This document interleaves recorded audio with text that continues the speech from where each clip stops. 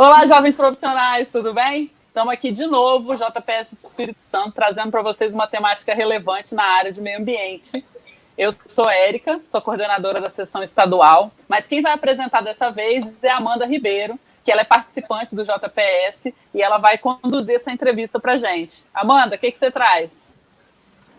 Ei, gente, então, em comemoração do Dia Mundial dos Oceanos, nos leva a reflexões acerca do importante papel das várias formas de vida e a enorme contribuição dos oceanos para a sociedade. E conforme a ONU e a Unesco, é imprescindível conservar a capacidade deles de regular o clima mundial, fornecer serviços ecossistêmicos essenciais, proporcionar meios de vida sustentáveis e atividades recreativas seguras. E apesar de tamanha e inegável relevância, as ações humanas continuam gerando um impacto significativo na biodiversidade marinha e costeira, e sendo fundamentais ações para o manejo sustentável dos oceanos. E um exemplo de recorrente notícia na mídia é o projeto Mares Limpos, da ONU Meio Ambiente, que chegou no Brasil em 2017 e enfrenta desafios para reduzir os impactos dos plásticos descartados nos oceanos. E, diante de tamanha importância, o JPS decidiu entrevistar a mestre em Oceanografia Ambiental, Larissa Bertoldi, que atua na área de oceanografia química, monitoramento ambiental, limnologia e microbiologia. É isso aí. Primeiramente, muito obrigada, Amanda, muito obrigada, Érica, né, pelo convite. É um prazer estar aqui com vocês para discutir, né, esse tema, como a Amanda comentou aí, tão importante, tão multidisciplinar que são os oceanos. Todo mundo sabe, né, que os oceanos têm uma importância inegável, assim, mas Com você pode certeza. dar uma rápida pincelada nos principais pontos para chamar a atenção, assim, da sociedade? Claro. Bom, são pontos importantes, assim, em diferentes âmbitos, né, diferentes temáticas, como a gente pode citar a temática econômica e a temática ambiental. Então, se a gente levar em consideração, por exemplo, que mais da metade da população mundial hoje, ela vive na zona costeira e que grande parte dessa população depende diretamente, né, de recursos naturais que são provenientes tanto da parte marinha quanto da parte costeira, como a gente pode citar o setor de petróleo e gás, o setor da pesca, aí abrindo o setor da pesca, por exemplo, na grande diversidade que a gente tem de pescado, né, na pesca comercial, na pesca oceânica, levar em consideração também que os oceanos, eles representam, né, o lugar de maior circulação de commodities, de mercadorias. A gente já tem aí alguns exemplos da grande importância econômica, né? E do ponto de vista ambiental, os oceanos, eles são, como a gente já sabe, né, eles têm um importante papel na regulação do clima do planeta. As correntes marítimas, elas levam calor para as diferentes regiões do globo, então, consequentemente, elas são responsáveis pela manutenção, né, da temperatura mundial, acabam interferindo, consequentemente, na atmosfera também, né, diferencia os diferentes tipos de clima, também tem em relação aí à ciclagem, produção de nutrientes, evolução da vida, por representar aí a maior porcentagem de oxigênio, de produção, né, de oxigênio terrestre, por ser assimilador de rejeitos. Então, é difícil a gente dar assim, uma pequena pincelada, visto aí o protagonismo que os oceanos possuem na manutenção da vida do planeta como um todo, né? E muitas pessoas, né, minimizam as ações de redução da utilização de canudo e sacolas plásticas. É realmente significante o impacto desses resíduos no ambiente marinho e costeiro? Com certeza. Esses resíduos, eles impactam diretamente, né, na contaminação, já que não há, já que pode haver a ingestão, né, no caso desse material, pelos organismos, e muitos também acabam ficando presos, né, por exemplo, em redes de pesca ou restos de rede de pesca.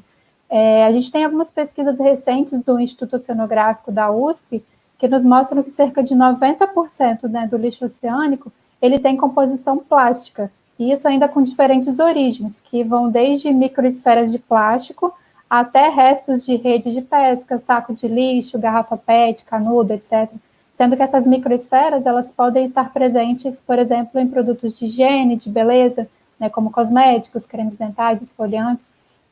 E, para falar a verdade, para mim, assim, não há exatamente um setor que seja culpado, né, pela grande quantidade de lixo que a gente tem, que a gente acaba encontrando no ambiente marinho, no ambiente oceânico.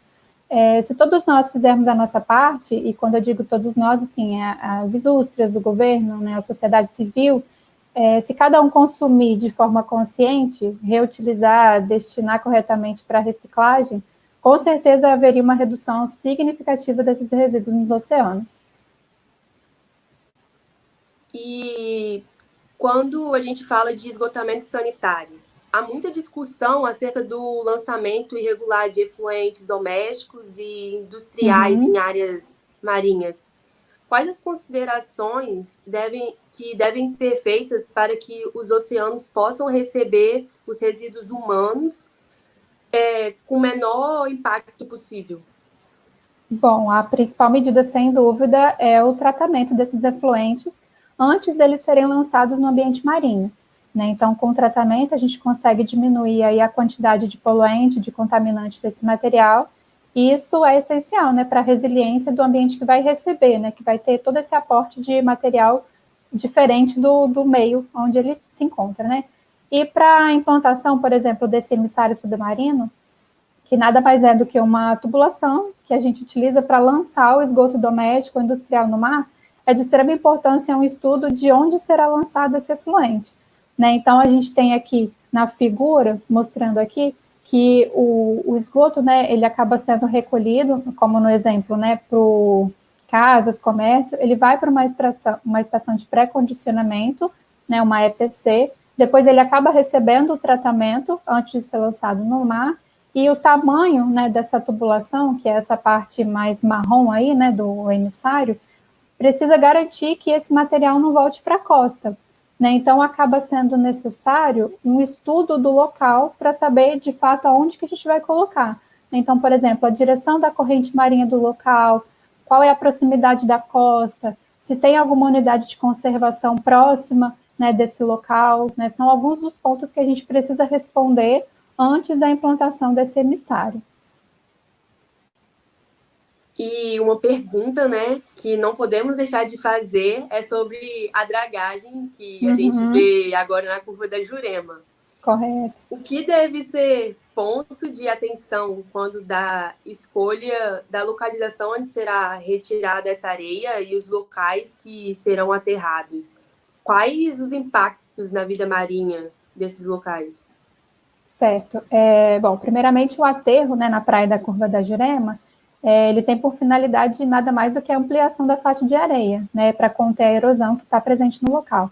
O que nós, oceanógrafos, chamamos de engordamento artificial da praia, né? A gente tem a resolução CONAMA, número 454, né, que nos ajuda nesse aspecto, né? Então, ela estabelece as diretrizes para o gerenciamento desse material que está sendo dragado e auxilia, né, na tomada de decisão das medidas com essa temática.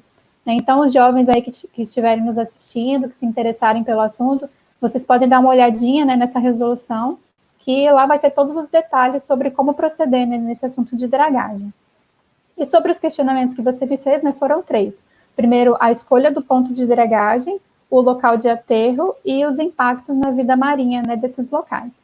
O primeiro, né, para a escolha do ponto onde vai ser retirado o sedimento, são necessárias algumas informações, como, por exemplo, a presença de áreas que, porventura, são ambientalmente sensíveis ou protegidas, tanto no local mesmo da dragagem, como nas regiões ao seu entorno. Além disso, qual que é a caracterização física do sedimento que está sendo dragado? Ou seja, qual é o tamanho dele? Né? É no tamanho de areia, é no tamanho de cascalho, de lama? Né? Isso aí acaba diferenciando, né, todo o sistema, de uma forma geral. Se também se tem histórico de contaminação no local, dependendo do tamanho, né, do sedimento, e se houver esse histórico de contaminação, é necessário ainda também fazer a caracterização química e ecotoxicológica, né, ou seja, a gente precisa saber qual que é a concentração, por exemplo, de metais, hidrocarbonetos, pesticidas nesse sedimento, e o que isso gera de impacto aos organismos que vivem naquele local, né, se isso vai ser tóxico ou não para eles. Sobre o local que vai receber esse material dragado, é necessário ainda avaliar quais são os potenciais impactos, né, na vida aquática da região. Então, por exemplo, e essa análise é realizada quando a gente confronta a sensibilidade dos organismos teste, que são determinados grupos ou espécies, né, de organismos que vivem naquele local, com o que, porventura, a gente possa encontrar no sedimento que vai ser dragado. E o resultado disso, né, será o efeito tóxico ou não tóxico para esses organismos e a taxa de mortalidade também. E em relação aí à última questão, sobre os possíveis impactos, né, na vida marinha desses locais, a gente pode citar, por exemplo, se houver contaminantes ou poluentes presentes no sedimento, né, dragado, consequentemente vai haver uma ressuspensão desse material para a coluna d'água. Então, a gente vai acabar biodisponibilizando, né, esse material para a biota do local.